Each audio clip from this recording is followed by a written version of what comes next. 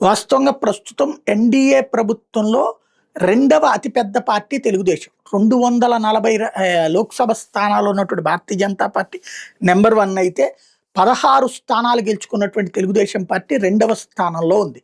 ఇప్పుడు ఆ రికార్డు కొత్తగా మారిపోతుంది.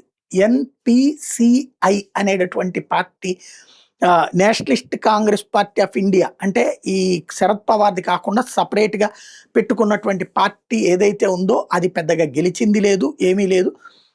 కానీ దాంట్లోకి ఈ 20 మంది తృణమూల్ కాంగ్రెస్ ఎంపీలు వెళ్ళిపోయారు.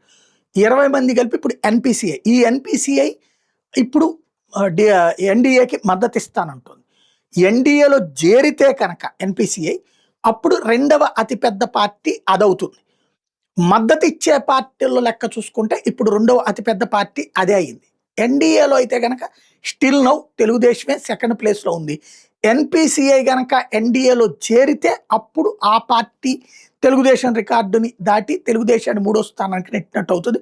ప్రస్తుతానికైతే థర్డ్ ప్లేస్లో జేడీయూ ఉంది 12 ఎంపీలతో.